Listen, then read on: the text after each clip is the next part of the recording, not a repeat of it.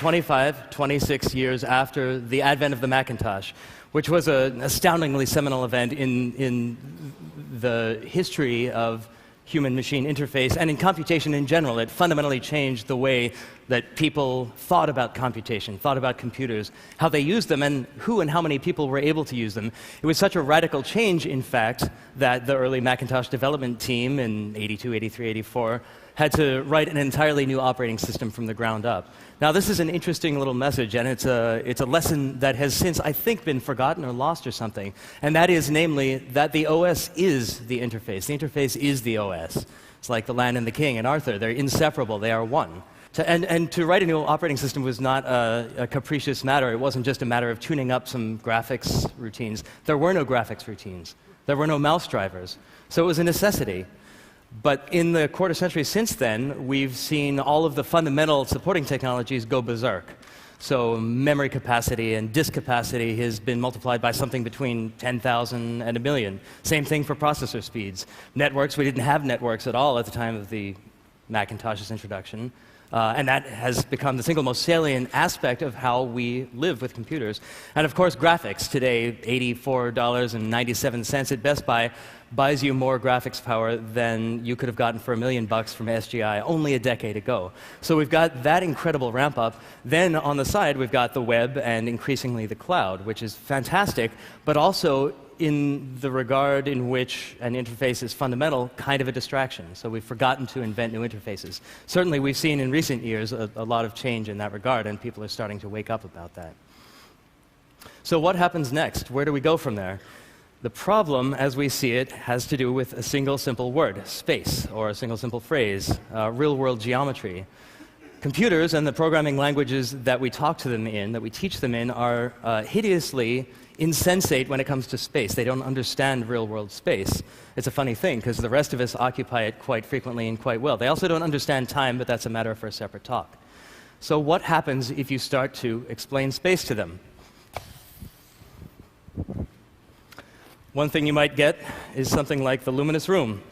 Luminous room is a system in which it's considered that input and output spaces are co-located. It's a strangely simple and yet unexplored idea, right? When you use a mouse, your hand is down here on the mouse pad. It's not even in the same plane as what you're talking about. The pixels are up on the display.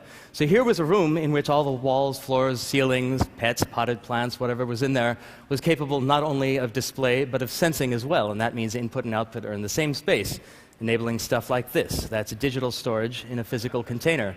The contract is the same as with real-world objects in real-world containers. It has to come back out, whatever you put in. This little design experiment that was a small office here knew a few other tricks as well. If you presented it with a chessboard, it tried to figure out what you might mean by that. And if there was nothing for them to do, the chess pieces eventually got bored and hopped away. The academics who were overseeing this work thought that that was too frivolous, so we built deadly serious applications like this optics prototyping workbench, in which a toothpaste cap on a cardboard box becomes a laser. The beam splitters and lenses are represented by physical objects, and the system projects down the laser beam path. So you've got an interface that has no interface. You operate the world as you operate the real world, which is to say with your hands. Similarly, a digital wind tunnel with digital wind flowing from right to left. Not that remarkable in a sense. We didn't invent the mathematics, but if you displayed that on a CRT or a flat panel display, it would be meaningless to hold up an arbitrary object, a real-world object in that. Here, the real world merges with the simulation. And finally, to pull out all the stops, this is a system called URP for urban planners, in which we give architects and urban planners back the models that we confiscated when we insisted that they use CAD systems. And we make the machine meet them halfway. It projects down digital shadows, as you see here. And if you introduce tools like this inverse clock, then you can control the sun's position in the sky. That's 8 a.m. shadows. They get a little shorter at 9 a.m. There you are, swinging the sun around. Short shadows at noon, and so forth. And we built up a series of tools like this. There's intershadowing studies that children can operate, even though they don't know anything about urban planning. To move a building, you simply reach out your hand and you move the building. A material wand makes the building into a sort of Frank Gehry thing that reflects light in all directions. Are you blinding passersby and motorists on the freeways? A zoning tool connects distant structures, a building and a roadway. Are you going to get sued by the zoning commission? and so forth. Now, if these ideas seem familiar or perhaps even a little dated, that's great. They should seem familiar. This work is 15 years old. So this stuff was undertaken at MIT in the Media Lab under the incredible direction of Professor Hiroshi Ishii, director of the Tangible Media Group. But it was that work that was seen by Alex McDowell, one of the world's legendary production designers. But Alex was preparing a little sort of obscure indie art house film called Minority Report for Steven Spielberg, and invited us to come out from MIT and design the interfaces that would appear in that film. And the great thing about it was that Alex was so dedicated to the idea of verisimilitude, the idea that the putative 2054 that we were painting in the film be believable, that he allowed us to take on that design work as if it were an R&D effort. And the result is sort of gratifyingly perpetual. People still reference those sequences in Minority Report when they talk about new UI design. And that led full circle in a strange way to build these ideas into what we believe is the necessary future of human-machine interface. The spatial operating environment, we call it. So here we have a bunch of stuff, some images. And using a hand, we can actually exercise 6 degrees of freedom, 6 degrees of navigational control. And it's fun to fly through Mr. Beckett's eye. And you can come back out through the scary orangutan. That's all well and good. Let's do something a little more difficult. Here we have a whole bunch of disparate images. We can fly around them. So navigation is a fundamental issue. You have to be able to navigate in 3D. Much of what we want computers to help us with in the first place is inherently spatial. And the part that isn't spatial can often be spatialized to allow our wetware to make greater sense of it. Now, we can distribute this stuff in many different ways, so we can throw it out like that. Let's reset it. We can organize it this way. And of course, it's not just about navigation, but about manipulation as well. So if we don't like stuff or we're intensely curious about Ernst Haeckel's scientific falsifications, we can pull them out like that. And then if it's time for analysis, we can pull back a little bit and ask for a different distribution. Let's just come down a bit and fly around. So that's a different way to look at stuff. If you're of a more analytical nature, then you might want actually to look at this as a color histogram. So now we've got the stuff color sorted. Angle maps into color. And now if we want to select stuff, 3D space, the idea that we're tracking hands in real space, becomes really important because we can reach in, not in 2D, not in fake 2D, but in actual 3D. Here are some selection planes, and we'll perform this Boolean operation because we really love yellow and tapirs on green grass.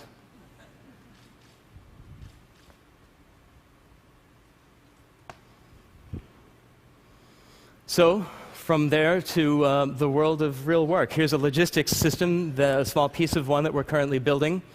There's a lot of elements, and one thing that's very important is to combine traditional tabular data with three-dimensional and geospatial information. So here's a familiar place, and we'll bring this back here for a second. Maybe select a little bit of that, and bring out this graph. And we should now be able to fly in here and have a closer look. And these are logistics elements that are scattered across the United States.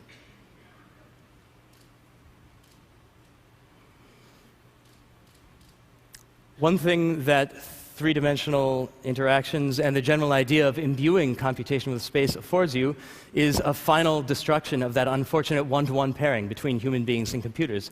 That's the old way, that's the old mantra, right? One machine, one human, one mouse, one screen. That doesn't really cut it anymore.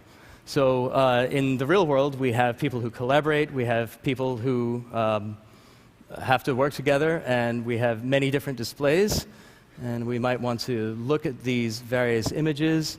We might want to ask for some help. The author of this new pointing device is sitting over there, so I can pull this from there to there. These are unrelated machines, right? So the computation is space-soluble and network-soluble.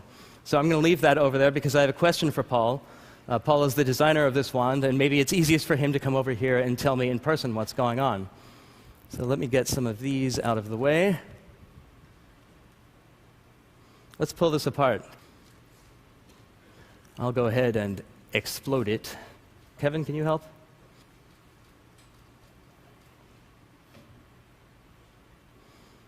Let me see if I can help us find the circuit board. Mind you, it's a sort of gratuitous field stripping exercise, but we do it in the lab all the time. All right. So collaborative work, whether it's immediately co-located or distant and distinct, is always important. And again, that stuff needs to be undertaken in the context of space. And finally, I'd like to leave you with a glimpse that takes us back to the world of imagery. This is a system called Tamper, which is a slightly whimsical look at what the future of editing and media manipulation systems might be. We'd oblong believe that media should be accessible in much more fine-grained form. So we have a large number of movies stuck inside here. And let's just pick out a few elements. We can zip through them as a possibility. We can grab elements off the front, whereupon they reanimate, come to life, and drag them down onto the table here. We'll go over to Jacques Tati here and grab our blue friend and put him down on the table as well. We may need more than one. And we probably need a cowboy, to be quite honest. Yeah, let's take that one.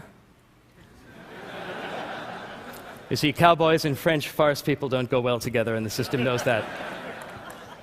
Let me leave with one final thought, and that is that one of the greatest English language writers of the last 3 decades suggested that great art is always a gift, and he wasn't talking about whether the novel costs $24.95 or whether you have to spring $70 million to buy the stolen Vermeer.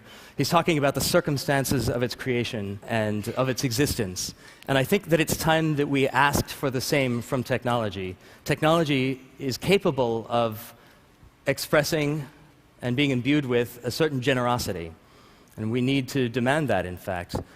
For some of this kind of technology, ground center is a combination of design, which is crucially important. We can't have advances in technology any longer unless design is integrated from the very start, and as well as of efficacy, agency.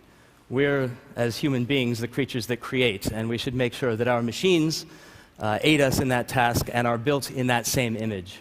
So I will leave you with that. Thank you.